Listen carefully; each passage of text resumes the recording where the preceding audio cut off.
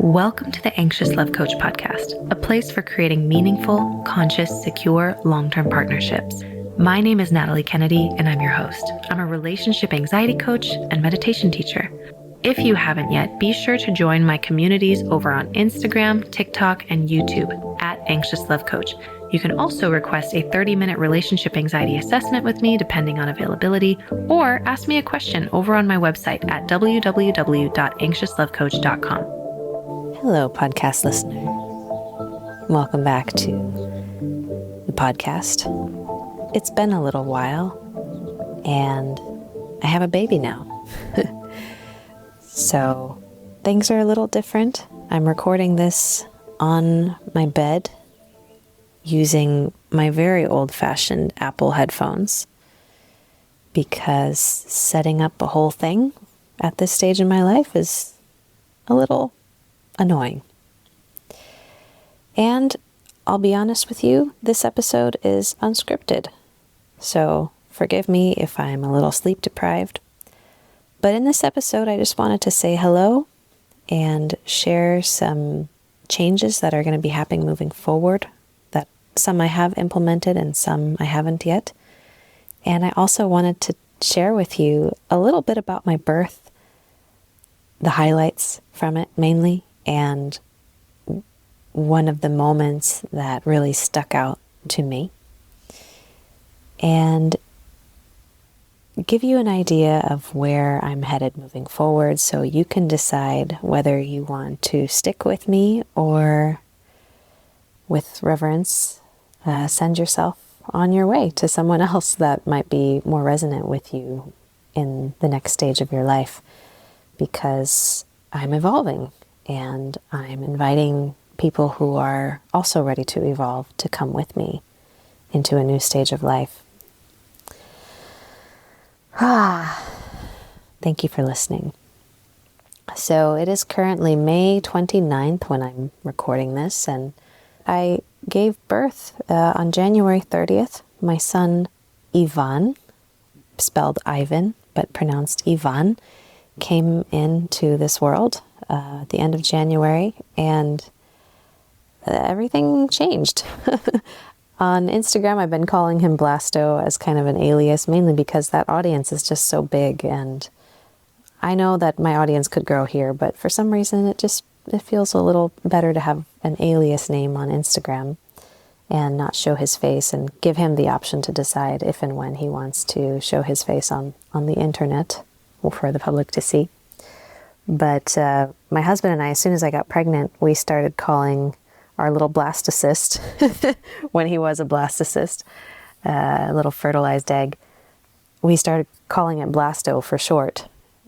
And then it just stuck. We never stopped calling him Blasto, and I thought we would stop once he was born. No, we've continued to call him Blasto, and I've let everyone in on that, so it's kind of this little joke, but his name is Ivan. And he's a super chill baby. My husband and I joke that he's a dangerous chill baby because he's the kind of baby that makes you want to have more babies. We've been blessed to have a ton of help. Maybe that's another reason why I found motherhood to be so supremely satisfying and rewarding, is in part that we came home from Colombia back to Southern California to stay with my mother and stepfather, and then we would also go back and forth switching to stay with my in-laws, Preston's parents as well, in Orange County. And it's been wonderful with all the help. I really do feel like I have been blessed with a village and not really feeling pressured to have to go back to work. My husband's been holding down the fort financially, and the little money that I have still been making, even though I'd been on maternity leave for months, was enough just to sustain little things for myself, for my own self-care. And it's really been an arrangement I've been deeply grateful for. But I'll tell you about my birth. It was fantastic. I actually hired a midwife. Her name was Bliss Young, and she was the midwife, believe it or not, from the podcast Birthing Instincts with Dr. Stu.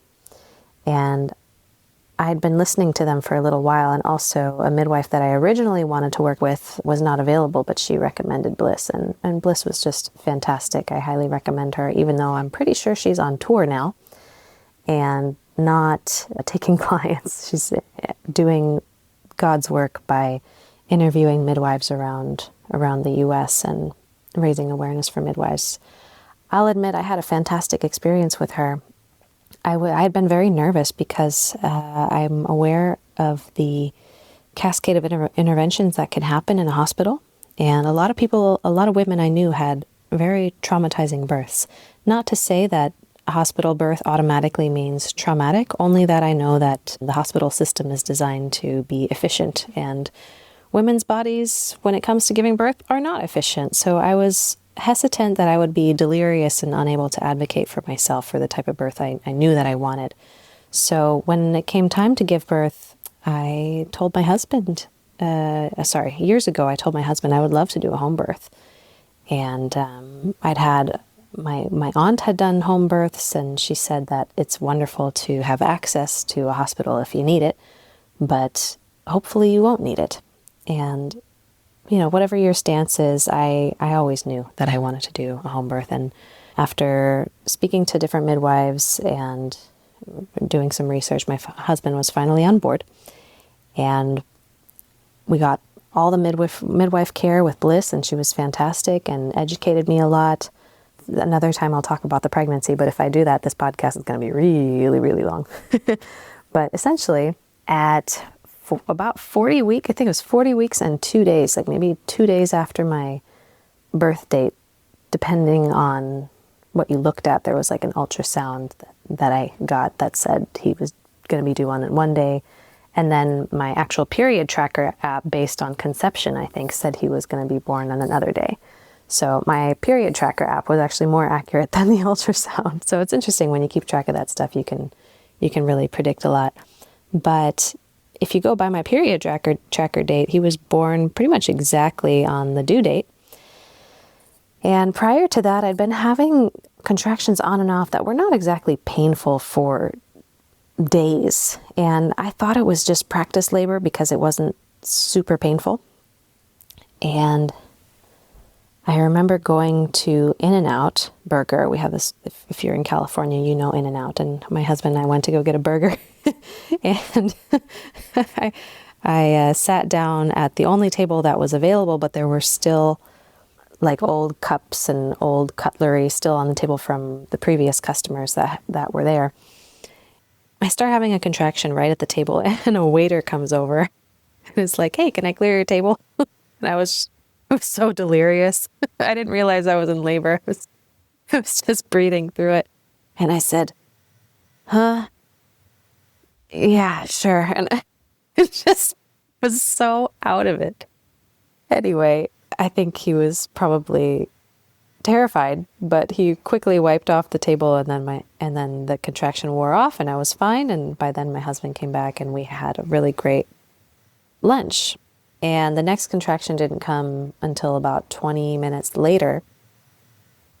And when I was walking out of In-N-Out, and I had to stop my husband and lean against the door while people were walking in and out, I was like, And it wasn't so painful. It was just intense. Anyway, so these types of contractions lasted for a couple of days. They weren't debilitatingly painful. And so again, I thought it was just Braxton Hicks, some prodromal practice labor, uncomfortable, but manageable. And the contractions would last maybe 30 seconds or something like that. And they came every 20 minutes, totally doable. Did not realize I'd be going into full-on labor that evening. But I got home. I don't remember what I did the rest of that day, but I remember calling my aunt, she's actually been on this podcast before. She's a brilliant, wild woman who I really, really adore. And she and I got in a call, and I'd been, nervous, knowing that labor was imminent and my baby was going to come and change my life soon. But I was afraid of going past the 42-week period that often results in needing an induction. A lot of midwives are legally not allowed to help you after 42 weeks here in California. And Bliss had let me know that, so we were kind of trying to figure out how to get this baby coming. I still had time and I wasn't too worried, but it was in the back of my mind. I was, really praying that this baby would come before 42 weeks. But at that point, who knew? So I was doing things that I knew boosted oxytocin, like taking walks in nature, breathing deeply, not putting too much on my plate, calling my friends, calling my family, eating nutritious, delicious meals, getting massages whenever I was aching and in pain, which was all the time. And I remember that night I called my aunt just to laugh and talk about, giving birth and the wonders of motherhood and what to expect. And she really put my mind at ease. And around 7 p.m., I think I started talking to her around 6 p.m. Around 7 p.m., I felt a pretty strong contraction coming on. And I said, "Okay, Aunt Diane, I think I gotta go." And she said, "I think you're in labor." And I said, "Nah." And then I hung up, and the contractions came like a freaking steamroller engine. Just when I pretty much went straight into active labor at that moment. So my aunt was correct. My aunt was my induction, laughing a lot and talking about labor and feeling confident and at ease around labor is what started it. So around 7 p.m., I felt that first very painful, disorienting, very, very intense contraction at that moment. And I said, "Okay, Aunt Diane, I gotta go. Another one's coming on." She said, "I think you're in labor." I said, No, I'm in labor. It's just a contraction, whatever." She was right. That woman knows. So I stayed in my bedroom for about 30 to 45 minutes, having very active labor, but not realizing it was active labor because I'd had in the middle of the night for days prior contractions that just came and went. And sometimes they would be 5 to 7 minutes apart, but then they would just stop for hours. And so I thought, okay, maybe this isn't serious. And I remember Bliss had actually come by earlier that afternoon to do some checking on me, making sure I was okay. And she was in Santa Barbara, and I was giving birth in Thousand Oaks, about an hour away. So she'd already left and been gone for 5 hours. And she had told me to rest a lot because labor was going to be intense. It could be several days, and to just spend as much time as I needed sleeping and resting and not doing a whole lot. So she said, if labor does start, there will be time in between the contractions where you can rest and maybe even sleep.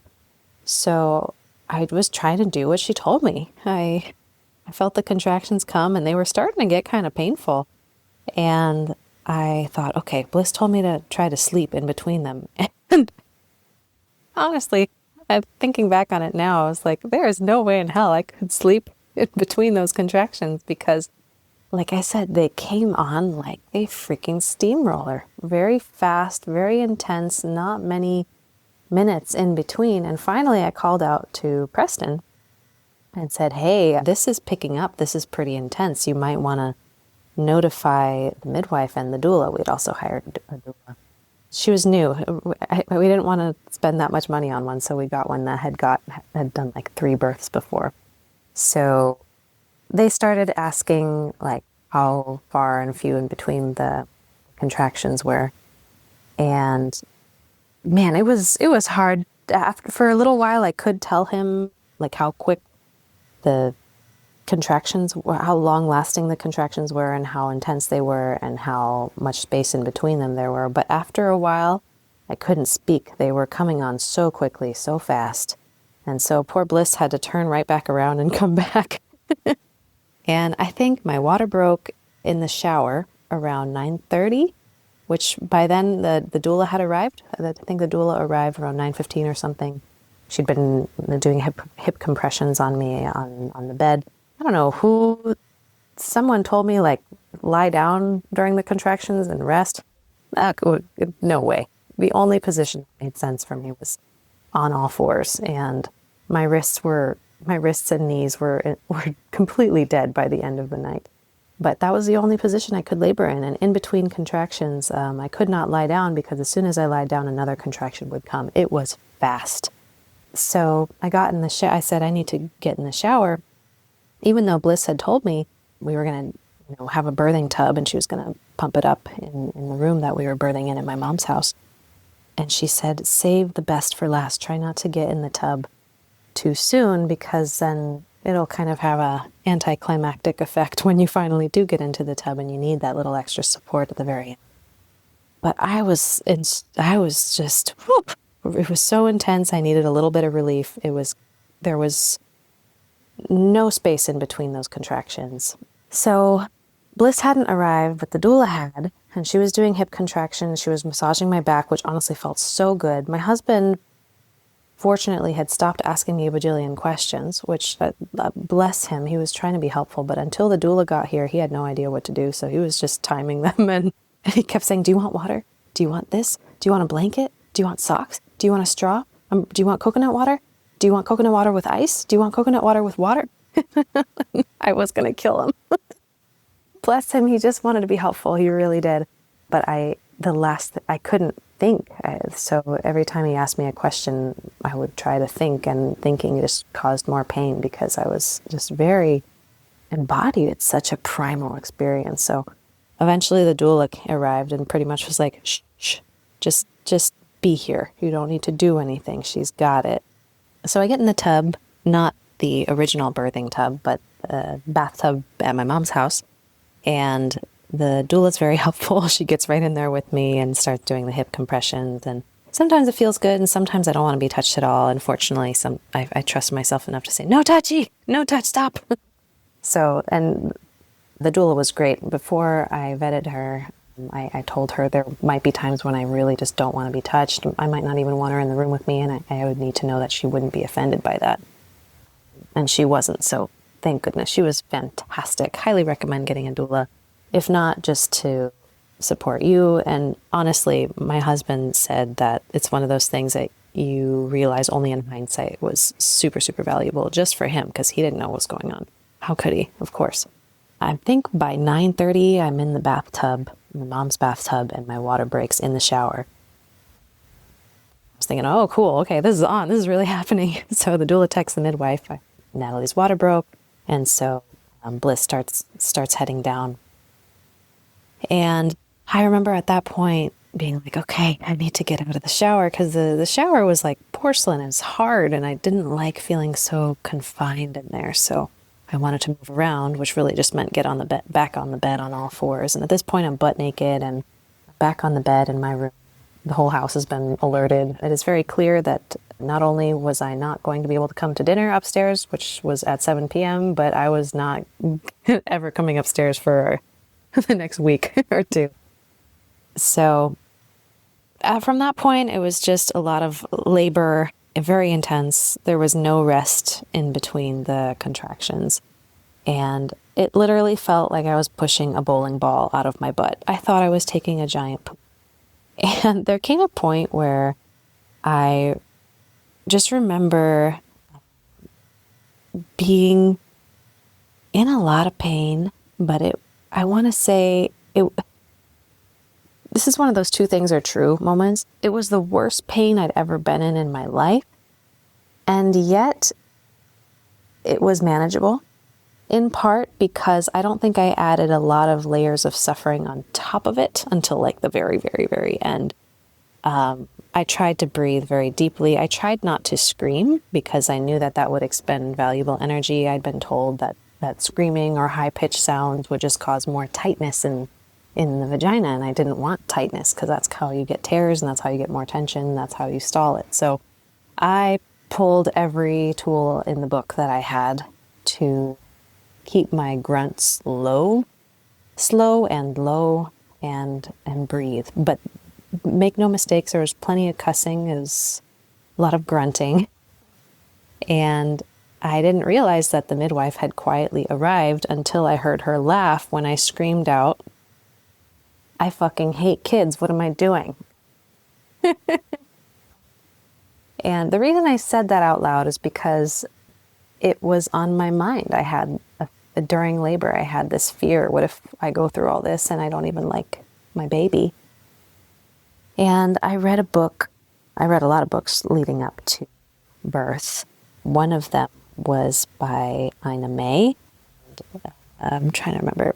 Ina May's Guide to Childbirth, I think, was the book. Not the spiritual midwifery one. There's another one. If you look it up, you can find it. But one of the things she said is to give space to the fears and give those fears a voice, even if it's not necessarily true, even if the fear is unfounded. Just pretending it's not there causes tension in the body, discord in the body. Shame is one of those things that causes tightness and protection in the body. So I knew that if a fear came up, even if it was irrational or unfounded, I knew that it would be beneficial for me to say it. So what came up for me? A fear that I might not like my baby, because up until that moment I didn't like kids. And so I yelled it out, I can hate children. What am I doing? And I heard the chuckling of the doula and the midwife and the midwife's assistant. And then I realized the midwife was there.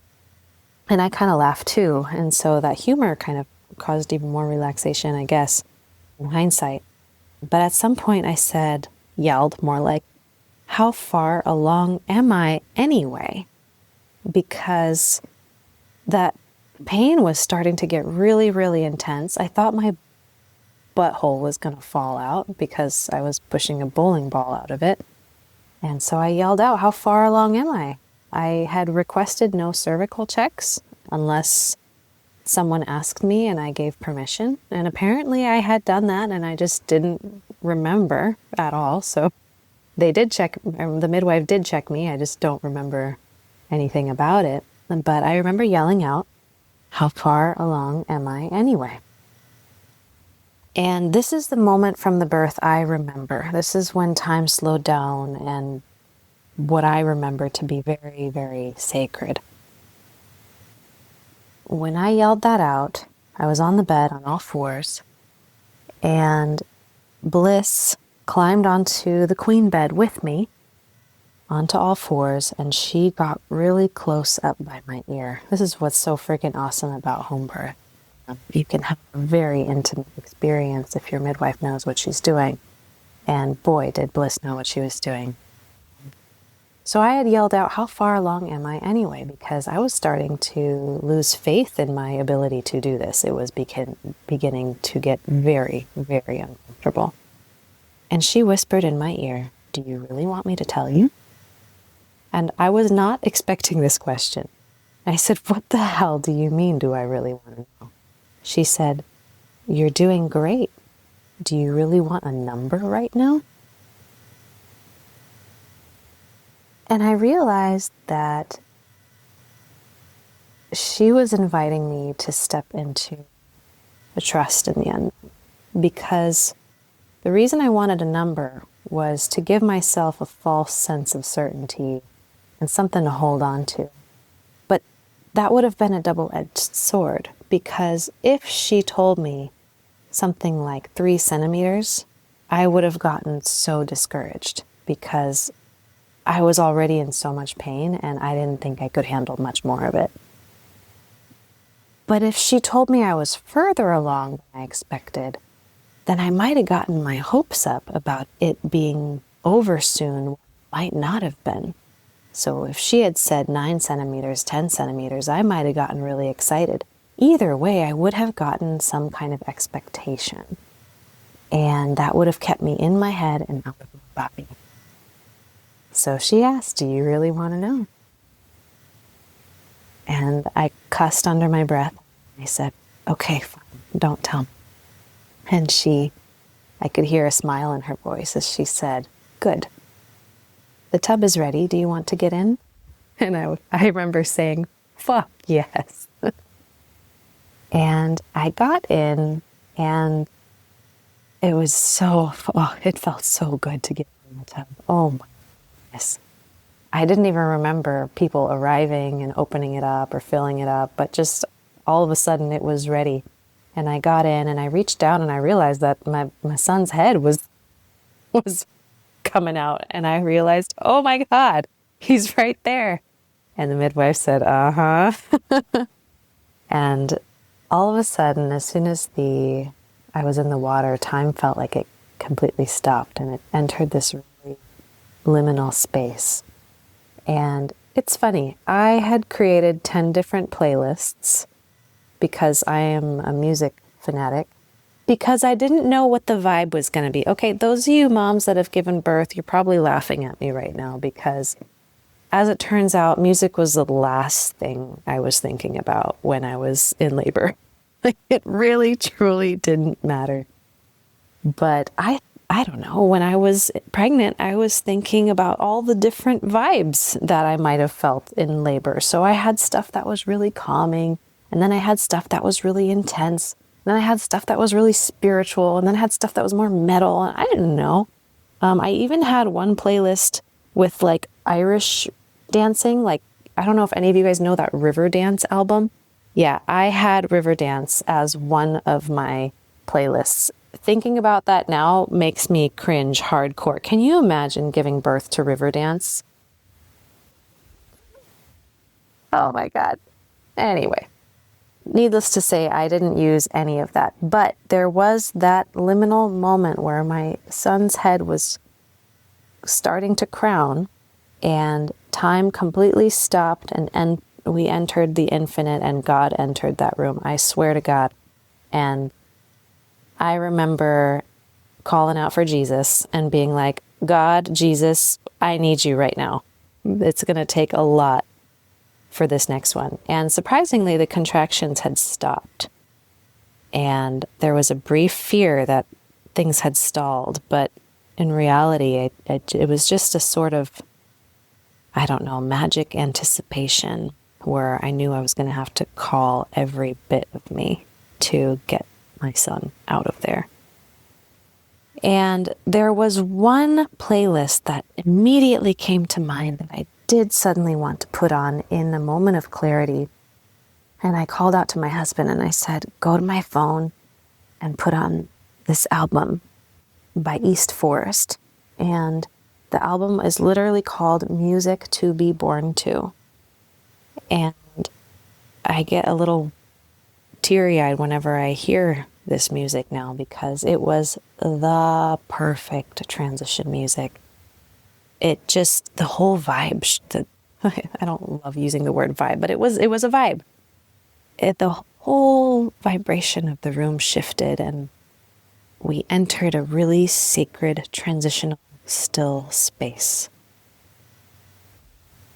My son Yvonne was born in 3 pushes after that.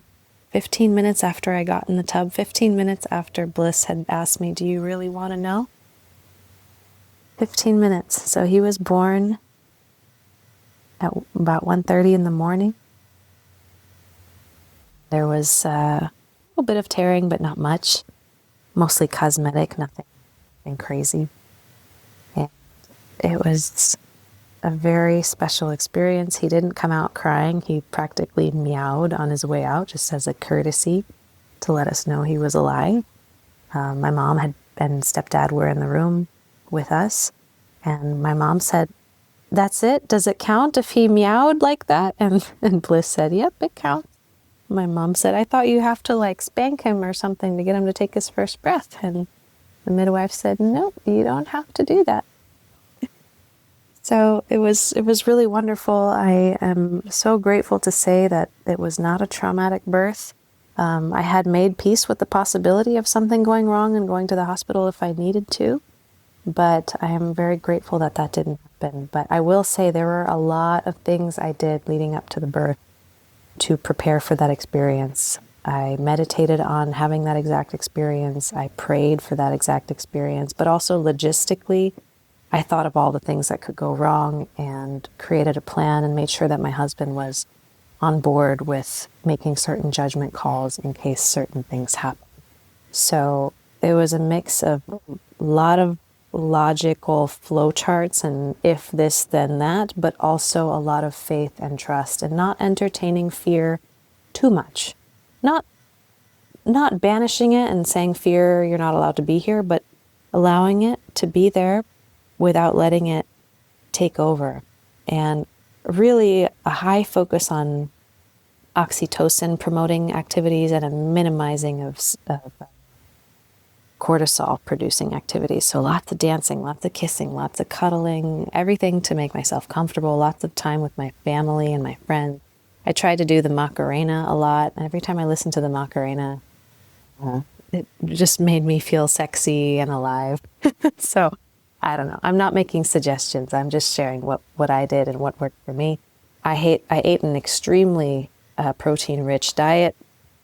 I took the highest quality prenatal supplements I could afford and drank a lot of water. So I don't know. That's not to say that if you do all those things, you'll have the same experience. But I really do believe that it was a mix of just divine grace, but also good preparation. There was also a book I read by Yolanda Norris Clark called Portal. And while I don't always agree with her perspectives, she's a pretty strong advocate for free birthing, which is not something I think I would want. It sounds really empowering in theory, but I prefer having a midwife there with me, and I preferred having people there. I felt much safer. That's what I needed. But I still found that taking the mindset of the free birther into the space was helpful because it made me take total ownership and responsibility for my experience. That I really took to heart, and I actually started applying that into other areas of my life, not just birth. Postpartum period was great. I spent about 2 weeks downstairs. My mom's house is a 3-story house, and so I was downstairs. I spent 2 weeks in that little cocoon, having food brought down to me and just holding that baby and nursing him, and minimal movement on my end. So it was a really serene, fascinating, disorienting, crazy, chaotic time. And honestly, looking back, I don't think I would have changed a thing. I feel very fortunate that this was my first birth experience. So I'll stop it at that for now. Yvonne is about 4 months now, and he's a freaking easy kid. Like I said, he's one of those babies that stupidly makes you want to have more babies. He's smiley. He doesn't really cry. He just has a really simple temperament. I feel very lucky. I don't know if it has anything to do with the birth and kind of the chill parents he has, or if we were just kind of gifted an easy baby. I have a feeling it is the second one, the latter. I have a feeling we're going to have another baby, and maybe that one will be easy too, but I feel like that one's going to turn everything upside down on its head. So I know better than to expect easy babies all the way through. But I've been joking with Yvonne whenever I'm with him. I keep saying, you don't have to be this convenient. Babies don't have to be convenient. Love is not convenient. So I keep joking with him. You're allowed to cry more. You're allowed to protest a little bit more. It's hard being a baby. But he's just a chill, smiley little kid. Anyway, so that's my birth story. Postpartum's been great. I recovered pretty well. Lots of changes in our marriage for sure, but I think because we got so much help from our families, it's really given us a good buffer. We've been able to spend time together and reconnect. So that's that. Not to keep this episode going super long, I wanted to let you know a few things. Number one, after I became a mom, I didn't resonate with Anxious Love Coach anymore because I found that there was just so much more to say since becoming a mom. I became aware of how marriage changes, and I became more fierce and more soft at the same time. Ironically, I decided to, at least on my Instagram, do away with Anxious Love Coach, and I went back to the original name that I had before Anxious Love Coach came into existence. So my Instagram handle now is just my name, The Natalie Kennedy. There's too many Natalie Kennedys to do Natalie Kennedy, so I just put a "the" in front of it. And I wanted to let you know that that's probably going to happen here as well on the podcast. More than likely, if I'm able, I'm just going to change the name. So if you one day, probably not this episode, but probably in a few episodes to give people time to catch up and hear this, in the next couple months, you'll probably see this podcast change names. So if you go looking for the Anxious Love Coach, you'll probably find that it's turned into the Natalie Kennedy podcast, most likely. Might change it a little bit, but just wanted to let you know that's going to be happening. I feel very pigeonholed working in just relationship anxiety now. I'm not limited to that scope, and neither are you. So I'm ready to evolve, and I'm inviting you to come join me. Some other changes are my time has gotten much more constrained. So I've had to be more intentional about what my offerings are and how much time I have available. So my Wizios, unfortunately, by the time you hear this, will have gone away. I'm not offering Wizios anymore. So those are going to be disabled. I will say one-on-ones are open. This moment, what you can do is book a one-off session with me. And if you decide you want to do a package session after that, I will credit the cost of your one-off towards the package. So that's my offering right now. Whenever I do packages with people, I also gift them my signature course for relationship anxiety called Both Feet In. That's the gift for booking a one-on-one package with me. And also I give my clients WhatsApp support if they book a package. I like building a relationship with my clients. So if you want to have me in your back pocket in between sessions, then that's available to you. And lastly, I wanted to let you know that as of now, I just released a new group program for women called Tension of Opposites. If you were part of my world last year, you may have heard me talking about a 6-week group series I did back then called Anxious to Spacious. That one was teaching an exercise called Consciousness Exercise, which was taught to me through my lineage under Steffi Price, who was taught by her teacher, Christian Meyer. So I've been unofficially trained in certain meditative dialogues with Steffi to help people increase their emotional capacity to feel more, feel bigger. Because a lot of times anxiety is really this truncated capacity, an unwillingness to feel big emotions. And so we live in resistance to ourselves and life, and that creates this kind of incomplete feeling because we're not feeling completely. So consciousness exercise for me is very much a capacity building exercise that was taught in Anxious to Spacious, the 6-week group program. And this next series I have coming up is teaching another exercise for 6 weeks. And the program is going to be called Tension of Opposites. And this one is, the exercise that we're going to be studying for 6 weeks is called polarity work. And polarity work is also a practice created by Christian Meyer. And believe it or not, this series, my teacher Steffi Price is going to be joining me. So this is really exciting. If you were in Anxious to Spacious, you got 6 sessions with me plus like a welcome call. And it was just one time slot available per week. This one's going to have 2 time slots. You can attend one or both, and one session is going to be with me and one session is going to be with Steffi.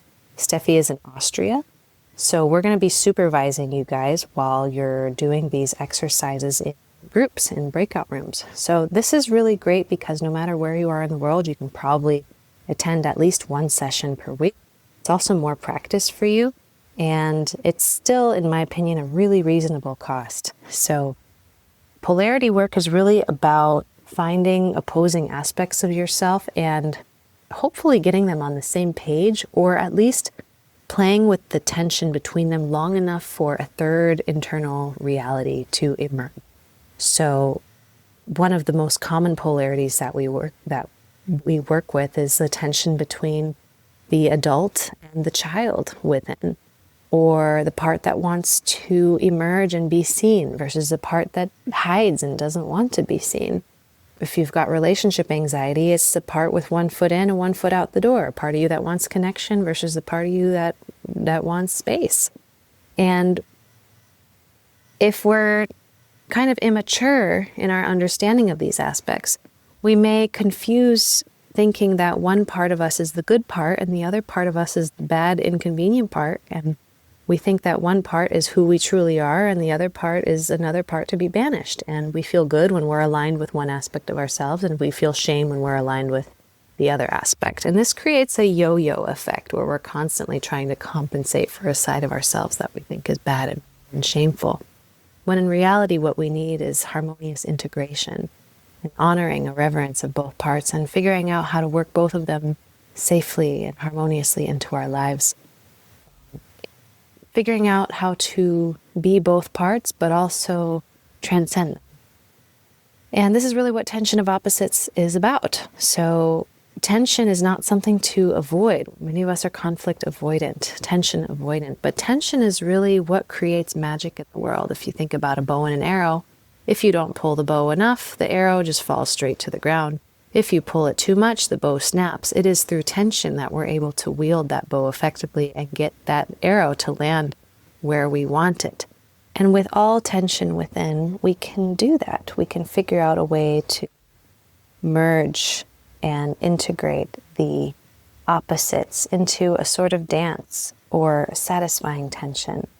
And in today's world where there's more polarization than ever before, I cannot think of an investment more worth your time.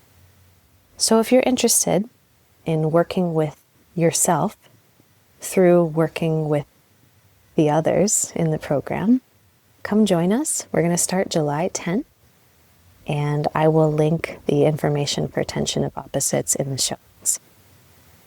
I'd like to invite you to move from ambivalence to congruence, from wishy-washiness to integrity, and from wavering in your opposing truths to being unapologetically solid in who you are. And I want to leave you with a quote that comes from the book that actually inspired the title of this program. And it came from a book called Tuesdays with Morrie. And the quote is, "A tension of opposites like a pull on a rubber band. Most of us live somewhere in." And that was a quote by Morrie Schwartz, who was a teacher who actually lived. And if you haven't read Tuesdays with Morrie, it's a book I really recommend. It'll make you cry though. Anyway, if you want to join me and learn the polarity work exercise with my teacher, Steffi Price, this July, consider joining me for my next upcoming 6-week series, Tension of Opposites. And that's it. I'll leave it at that. I hope you enjoyed this episode, and I will catch you in the next episode when it happens. Talk soon. Thanks. Thanks so much for listening to The Anxious Love Coach today. If you loved this episode, please hit that subscribe button, leave a review, and follow me on Instagram, TikTok, and YouTube, and maybe share it with someone that you believe might benefit from these perspectives. If you would like to work with me, head on over to my website at anxiouslovecoach.com to explore different tiers of coaching options and online programs. Thanks again for listening, and catch you in the next episode. Have a blessed day.